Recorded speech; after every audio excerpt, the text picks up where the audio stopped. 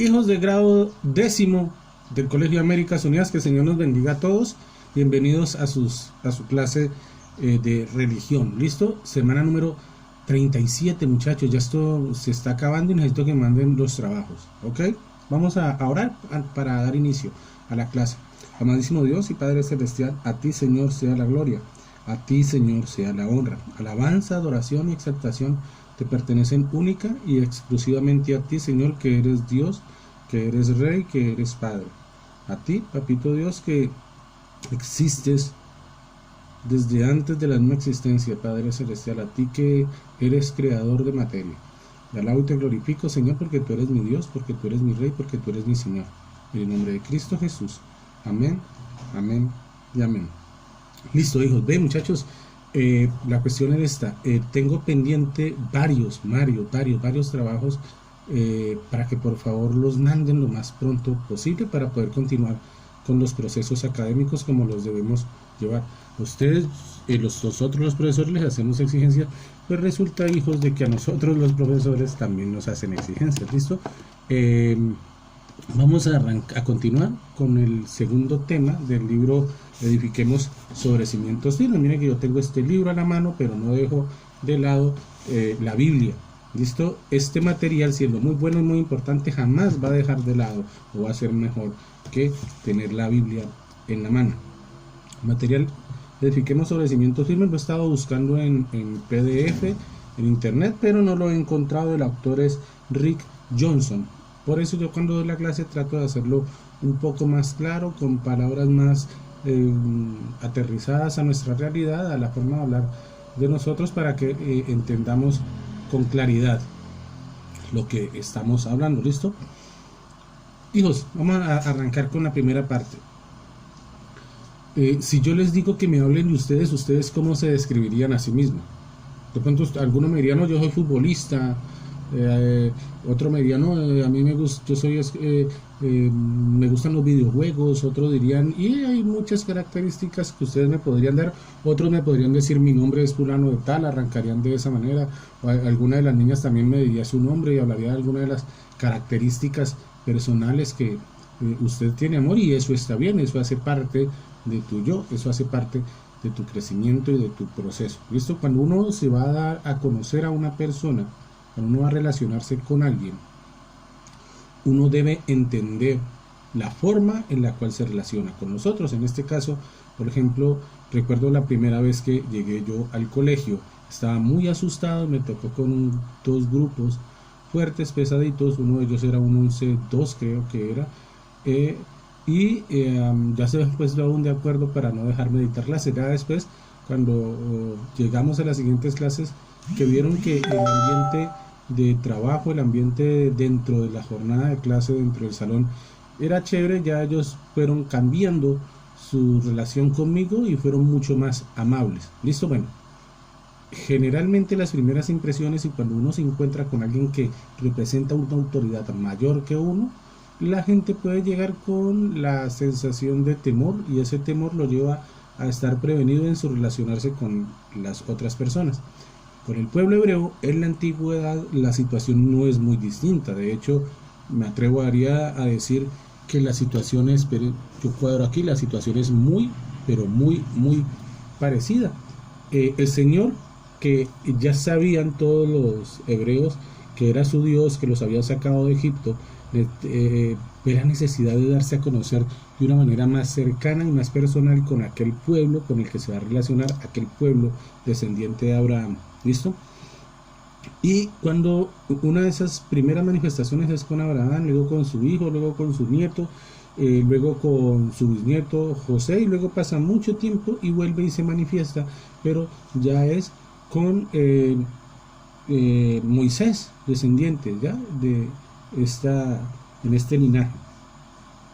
Cuando están hablando con Moisés, recuerden que Moisés es un hijo de esclavos que, dada la persecución por el deseo de su madre de protegerlo, lo saca de su casa, lo pone en una canasta, le dice a la hermana que lo ponga en una canasta y lo dejan flotar para que llegue hasta donde está la hija del faraón, la princesa, bañándose. porque a los reyes, a los príncipes, a la monarquía era a los únicos que le iban a dejar criar sus bebés, a los esclavos no. Entonces ella permite que el flote hasta donde está la princesa saca al bebé y lo cría, recuerden que lo cría como príncipe. ¿Listo? Entonces miremos las características. Moisés pasa de ser esclavo a ser príncipe. Luego Moisés nos narra la Biblia que tiene que salir corriendo de Egipto por un acto de violencia que él genera, y cuando él genera ese acto de violencia tiene que salir y llega al desierto para convertirse en un trabajador más, una persona. Entonces pasa de esclavo a príncipe, de príncipe a perseguido y a pastor de ovejas, literalmente dentro, ahí en el desierto. Eso nos lo narra la vida que estás viviendo en ese momento Moisés. Después Moisés recibe el llamado, y aquí a partir de este instante es donde vamos a mirar una de las descripciones que hace Dios de sí mismo hacia una persona que tal vez había escuchado por referencia de el Dios que adoraban los hebreos, pero no tiene una experiencia personal con él, y lo encontramos en Éxodo 3:14. Dice: y respondió Dios a Moisés y dijo: yo soy el que soy. Y dijo: así dirás a los hijos de Israel: yo soy, me envió a vosotros. Listo. Ahí ya Moisés ha llegado, se ha encontrado con la zarza ardiente, está asustado, sorprendido, pero ¿qué es esto? Yo tengo curiosidad. Se acerca al monte para ver qué es lo que está pasando, y cuando llega a ese momento y a ese lugar, el Señor le dice: listo, ya llegó aquí, pero hágame un favor, quítese los zapatos, porque el lugar en el que está, lugar santo es. Él se quita el calzado e intenta llegar caminando al sitio donde está la zarza ardiendo, y cuando está ahí el Señor le dice: bueno, yo ya escuché a mi pueblo está sufriendo la persecución, y yo tomé la decisión de ayudar al pueblo, de sacarlo del lugar en donde está y darle la oportunidad de que experimente otro tipo de vida. Así que sí, lo acabo de escoger a usted, Moisés, para que usted sea el que lleve mi pueblo, lo lleve por todo el desierto, y del desierto lo lleve a esta tierra prometida donde ellos van a vivir mejor. Y Moisés, preocupado, dice: un momento, yo voy a llegar donde un pueblo completo, donde un gentío, a decirle: no, es que una mata caliente que estaba echando candela me dijo que viniera, que para que hermano un parche y nos fuéramos de aquí de Egipto, porque ustedes aquí le están dando mucho garrote. ¿Cómo voy a hacer para que me crean eso? Y el Señor les dice: no hay ningún problema, usted va a llegar allá y va a decirles que yo soy el que soy, los envía. Y él empieza a abrir con una serie de pretextos para evadir la responsabilidad que el Señor está poniendo, pero al final es inevitable. Él tiene que ir a hacer la tarea que le encomendaron. ¿Listo? En ese instante, y aquí lo que podemos ver es una descripción. El nombre de Jehová, según los hebreos, es Yahvé, pero resulta, y aquí lo tengo a la mano, no tiene consonantes, no tiene vocales, son solamente los consonantes, y sería una Y, una H, una W y una H. Eso, realmente eso no es pronunciable ni en hebreo ni en este momento. Lo que hacen es una especie de sonido. Es más, en estos días estaba escuchando una teoría de que Jehová y Yahvé suena muy parecido a la respiración humana. En sí, esta palabra Yahvé no quiere decir más, no quiere decir manos que ser. Entonces, básicamente, yo soy el que soy, o Dios, con la descripción que le está diciendo, diles que el ser, el espíritu, no sé, el ser, traduce, es el que te ha enviado para que lo saques. Y allí empieza Moisés de una forma extrañísima, en lo humano y en lo carnal, a obedecer lo que el Señor le había dado. ¿Listo? Hay varias definiciones y varios principios que nosotros podemos encontrar de lo que significa Dios para nosotros. ¿Listo? Algunas personas que tal vez no practican la fe cristiana, llámese católico cristiana o llámese evangélico cristiana, no, llámese como se llame, estando clasificado en el aspecto en el que esté, hay mucha gente que no practica. ¿Listo? Que no diré no cree, pero su práctica es distinta a la nuestra. Aquellas personas pueden estar creyendo en que no hay Dios. Para mí, para mi vida, para mi relación, para mí hay Dios y para mí eso es innegable. Y la experiencia de vida que he tenido me podría llevar a decirles, eh, Dios existe, yo lo he visto manifestado en mi vida. ¿A qué quiero llegar con esto? Dios está en todo lugar. Listo, Dios está en todo lugar y Dios estando en todo lugar, no hay manera que yo esconda ni siquiera mis más íntimos pensamientos del conocimiento que Él de por sí ya tiene de mí. Vamos a mirar Éxodo nuevamente, Éxodo 34, del 6 al 7, dice así: pasando Jehová por delante de él proclamó: Jehová, Jehová, fuerte y misericordioso, piadoso, tardo para la ira y grande en misericordia y en verdad, que guarda misericordia a millares, que perdona la iniquidad, la rebelión y el pecado, y que de ningún modo tendrá por inocente al malvado, que visita la iniquidad de los padres sobre los hijos y sobre los hijos de los hijos hasta la tercera y cuarta generación. Y muchachos, para el pueblo hebreo esta cita que acabo de leer es tan importante como para nosotros los creyentes practicantes. Es Juan 3:16, porque tanto amó Dios al mundo que dio a su Hijo unigénito, para todo aquel que en él crea tenga vida eterna y no se pierda. Para nosotros ese Juan 3:16 revela muchísimo de la relación que yo debo tener con Dios, porque Dios ya se manifestó en la relación que Él quiere tener conmigo. Bueno, aquí lo es tan equivalente, tan importante como lo es para nosotros.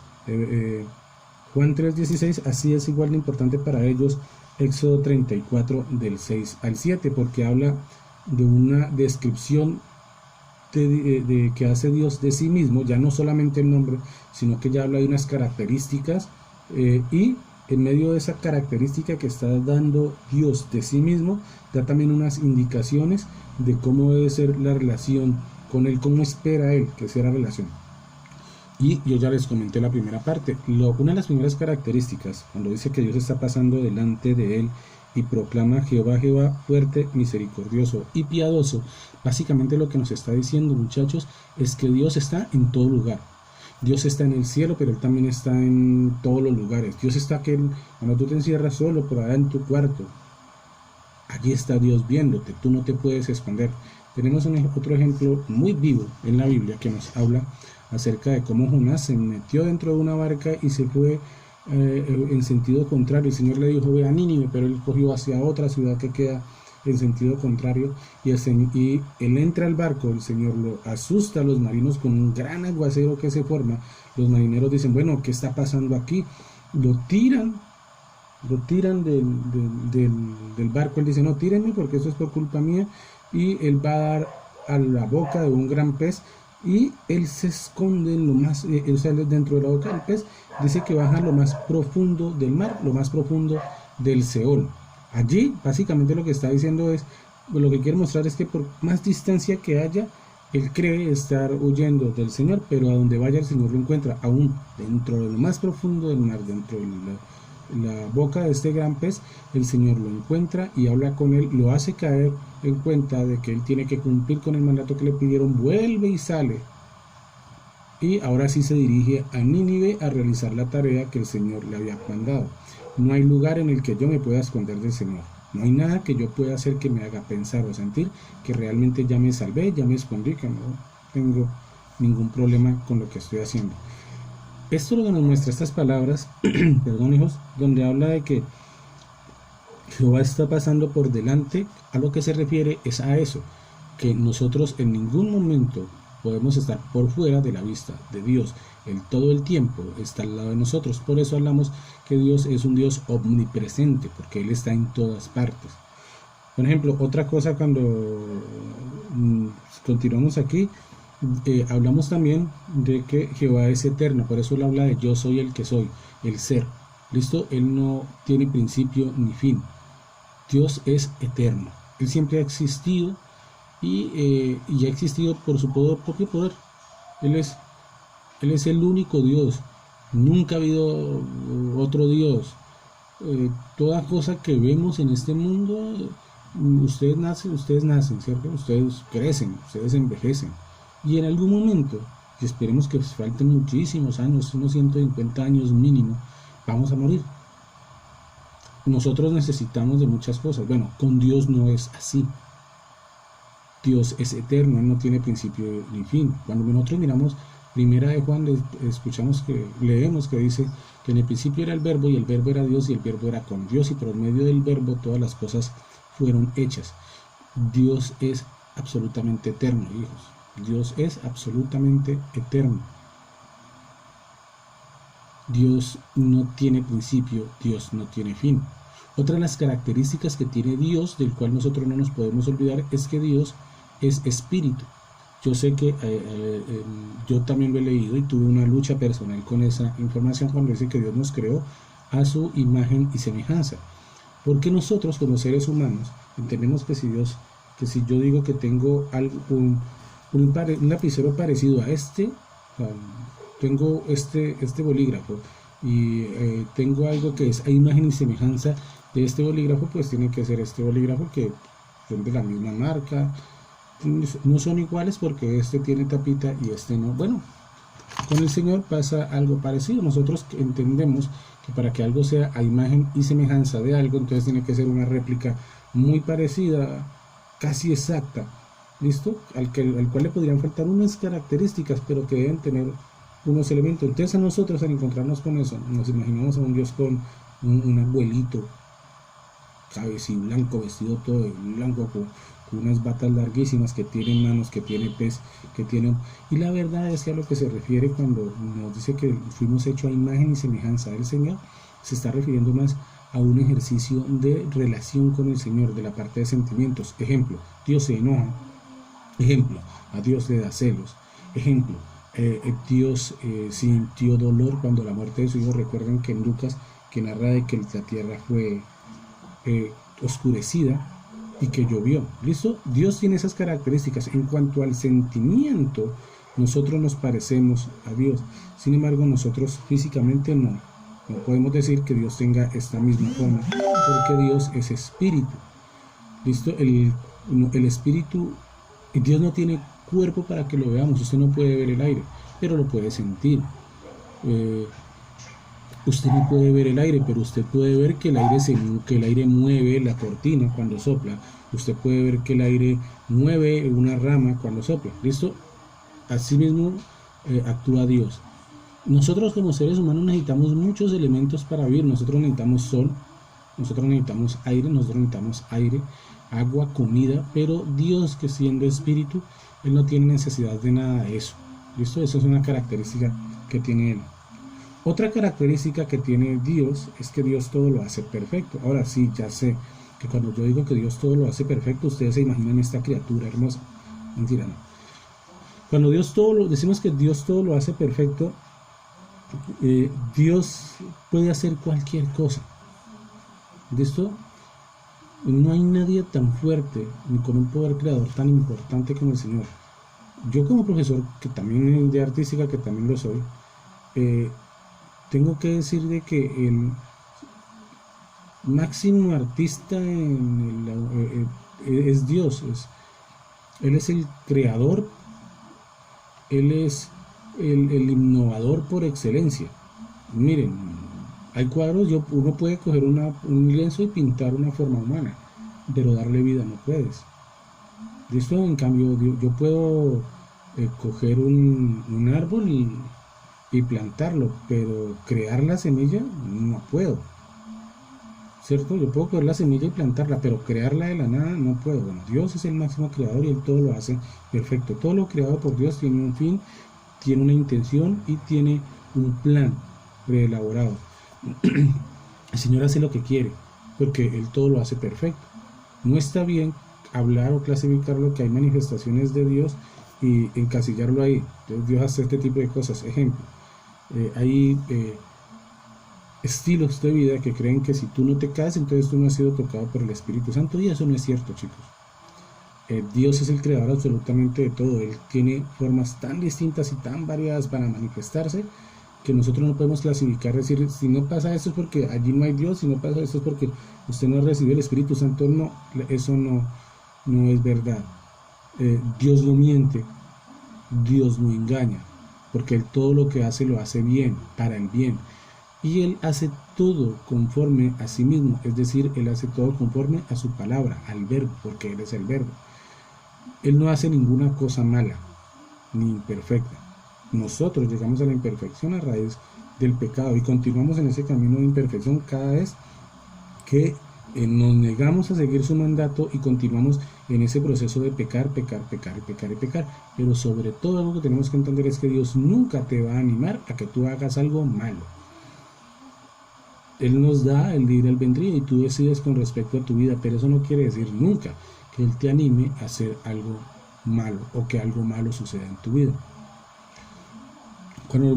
Me gusta cuando leo aquel, como les estaba diciendo, Éxodo 34, del 6 al 7, cuando dice Jehová fuerte, misericordioso, piadoso, tardo para la ira y grande en misericordia, que guarda misericordia a millones, que perdona iniquidad, la rebelión y el pecado, y de ningún modo tendrá por inocente al malvado. Y lo dejamos ahí. Listo, vamos a leer. Dios es santo. Dios es santo, pero sobre todo Dios es justo. Miren, Dios es perfecto, Dios es justo, Dios es bueno. Nada malo puede estar en su presencia. Él odia lo malo. Dios no quiere castigar a nadie. Sin embargo, por ser perfecto y justo, Él no permite que usted y yo, haciendo lo malo, no recibamos castigo. ¿Listo? Él no lo permite. Él es supremo, Él es soberano, Él es todo. Él tiene el poder y la autoridad. Cuando uno sigue su propio camino, cuando uno continúa caminando en su propia opinión, en su propio hacer, cuando uno sigue pensando de que lo importante es mi decisión y no la orientación que me da el Señor, entonces uno tiene que admitir que uno está dando la espalda a Dios. Y cuando tú das la espalda a Dios, usted tiene que sufrir las consecuencias de sus actos. Y estas consecuencias son el resultado del pecado del hombre, no el rencor de Dios. Voy a dar un ejemplo. En mi vida anterior yo no era muy santo, yo no era muy... no era creyente, no era cristiano y manejaba las cosas desde la ética y desde mi punto de vista, desde mi propia ética, desde mi propia moral, la que yo creé. ¿Listo? La que yo creé, en donde yo le decía a lo bueno malo y a lo malo bueno. Para mí salir a tomar no era nada malo. Para mí, perdón hijos, para mí salir a hacer cierto tipo de cosas era bueno, era positivo y eso me hizo correr con consecuencias con las que tuve que correr. Ejemplo, a raíz de mi desorden de vida, como no ahorraba, no capitalizaba, no aproveché el tiempo de la manera correcta, entonces muchos de los planes que tuve en mi momento se vieron atrasados y solamente hasta ahora he podido venir a realizarlos y se me han presentado un sinnúmero de inconvenientes porque como ya dejé que pasara tanto tiempo, las cosas se me han dificultado. Yo no puedo echar la culpa de lo que pasó anteriormente en mi vida a Dios, porque yo fui el que tomó las decisiones y yo tengo que asumir las consecuencias de esas decisiones que tomé. ¿Listo? Ahora hablemos de un ejemplo bíblico. David dice que él se asoma un día que tenía que estar el pendiente de cómo estaban enfrentando sus soldados la guerra. Él se asoma por la ventana y ve a una muchacha simpática, bonita, bella, que se está bañando. El único problema es que esta mujer era casada. Sin embargo, él no tuvo ningún problema en decirles a sus sirvientes: tráiganme a esa muchacha, yo quiero conocerla. Él llega, tiene relaciones con ella queda en embarazo y David intenta hacer que llegue su esposo de la guerra, se acueste con la mujer para que luego diga: no, es que el Señor le dio hijos. Este hombre, que es muy fiel, toma la decisión de no ir a su casa porque estando en guerra él entiende como soldado que su deber es proteger a su rey, y él se queda allí en el palacio protegiendo a David. David luego lo manda a la guerra, lo pone primero en la fila para que lo maten rápido y luego él poder criar y decir: ay, pobrecita esta mujer, mire, quedó viuda en embarazo, yo la cuido. Llega Natán, le hace ver el pecado que comete David en este sentido y David se arrepiente y David nunca más vuelve a tomar mujer ajena. David nunca más vuelve a tomar mujer ajena, lo describe la palabra. Sin embargo, eso no quiere decir que el pecado que él cometió vaya a quedar impune. Él tiene que asumir las consecuencias del acto que cometió. Entonces él le da la opción que decida si cae en manos de los hombres o cae en manos de Dios, y él dice: no, yo caigo en manos de Dios porque Dios va a tener misericordia, los hombres no. Y como consecuencia del pecado de David, bueno, llegó una hambruna al pueblo de Israel y él entra en guerra con su hijo, y hasta que su hijo no muere en la guerra, él no queda en paz. Es más, él muere ya viejo, anciano, y reconociendo de que los errores que ha cometido. Por eso nosotros tenemos que analizar, hijos, que Dios es santo, justo y soberano. Dios no se rige por tu visión de moral, Dios no se rige por tu visión o por tu interpretación de respeto. Somos nosotros quienes tenemos que regirnos por la interpretación de moral y de respeto que Él nos da. ¿En dónde? En la Biblia. Otra de las características que tiene Dios es que no hay nadie como Él. Sí, parece la canción: no hay Dios tan grande como tú. Sí, es verdad, hijo, no hay Dios tan grande como Él. Dios no tiene forma absolutamente de nada que uno pueda mirar con los ojos. O sea, tú no puedes hacer una descripción, tú no, mentalmente es imposible hacerse una imagen de cómo es Dios. Es imposible, no se puede. Algunas personas creen equivocadamente que el sol es Dios, o que la luna o que las estrellas son Dios. Otras personas dicen que piensan en Dios como un ser humano, que vive en casas, que come, que duerme, etc. Pero la verdad es que Dios no es igual a nada de lo que nosotros podamos ver o entender. Otra de las características importantes de Dios es que no es que Dios sea tres en uno. Cuando hablamos del Padre, el Hijo y el Espíritu Santo, no es que hablemos de que Dios es tres personas en una. Es que Dios es tres, pero es una. Eso es tan difícil de explicar, hijos. En algún tiempo y en algún momento yo explicaba esto con la siguiente metáfora: el agua. ¿Listo? El agua. Ustedes cogen el agua y lo ponen a hervir, y va a llegar un momento en donde el vapor va a subir. Ese vapor es agua. ¿Listo? Ese vapor es agua. Ese vapor, si ustedes lo encapsulan en alguna parte y lo llevan a otro lugar y le ponen cierto tipo de temperatura, ese vapor se va a condensar y va a caer nuevamente líquido, tal vez en menos cantidad. Es lo mismo que pasa cuando llueve sobre un recipiente. Y si ustedes ese recipiente, ese poquito de agua que encontraron, que sacaron, van y lo meten en la nevera, ese va a ser hielo. Entonces ustedes tienen vapor, hielo y agua. Tres elementos de unas consistencias distintas la una de la otra, pero las tres son agua. El agua tiene forma líquida, el agua tiene forma sólida y el agua puede tener forma gaseosa, dependiendo del ejercicio químico o térmico. Para que la profesora Alexandra no me vaya a llamar la atención, depende de otros elementos, el agua puede tener uno. Listo, yo he dado ese ejemplo y me parece aterrizado como para que ustedes logren entender. El Padre, el Hijo y el Espíritu Santo, los tres son un solo Dios. Y aunque nosotros no podamos entenderlo, aunque sea difícil explicarlo, en este caso uno actúa más por fe, aclarando, hijos, dentro de la teología de la Trinidad, que no es que Dios sea tres en uno, sino que Dios es tres uno. Son tres personas, pero es un solo Dios. ¿Listo? Otra característica, hijos, es que Dios lo sabe todo. O sea, Dios no le puede esconder ni ocultar nada. Él conoce sus pensamientos y los míos. Él sabe todo lo que sucede, pero sobre todo cómo llevar a cabo ese plan que Él tiene para tu vida y para la mía. No hay nada que Dios no sepa. Puede que yo en mi vida tenga cosas que le oculte a mi esposa, puede que yo en mi vida tenga cosas que le oculte a ustedes como mis estudiantes, puede que haya cosas de mi vida y en aspecto que yo niego o escondo de las personas que me rodean, pero jamás voy a poder negarlas o esconderlas de Dios. ¿Listo? Y una última característica, ya después de media hora de grabación, vamos a mirar qué otra cosa, qué otra característica tiene Dios que es importante para nuestras vidas. Y esta es para mí, y esta es una de las que más alienta o más anima, y es que Dios nos ama tanto que nos dio un plan para que nosotros podamos tener una vida verdadera y abundante. ¿Listo? Estas son algunas de las características que vemos acerca de Dios. Él quiere que tú tengas que tú vivas de verdad, que tu vida sea abundante, que tú puedas hablar, narrar, contar tus experiencias, pero sobre todo que puedas dar testimonio de él.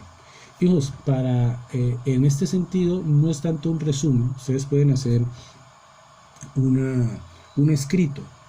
¿Listo? Van a hacer un escrito, van a escribir algo con respecto al tema. Y en estas características que les acabo de dar, pueden decirme, según su punto de vista, cómo interpretan ustedes que Dios ha estado en todos los lugares donde usted ha estado, cómo puede usted interpretar para su vida personal que Dios es eterno, cómo puede interpretar usted para su vida personal que Dios es espíritu, que Él todo lo hace perfecto, Dios... ¿Usted cómo ha sentido que Dios es santo, justo y soberano en su vida? Que no hay nadie como Él. Esa característica que acabo de darle de la Trinidad, que Dios lo sabe todo, que Dios nos ama demasiado. ¿Listo? Esos puntos ustedes van a socializarlos y van a hacer un escrito que me lo van a mandar al correo electrónico o al WhatsApp de cómo ustedes interpretan para su propia vida estos procesos. ¿Listo, hijo? Estas interpretaciones o estas visiones que tenemos de Dios. Hijos, que el Señor nos bendiga a todos. Nos vemos en estos días. ¿Listo? Por favor, manden los trabajos lo más pronto posible. Que el Señor los bendiga.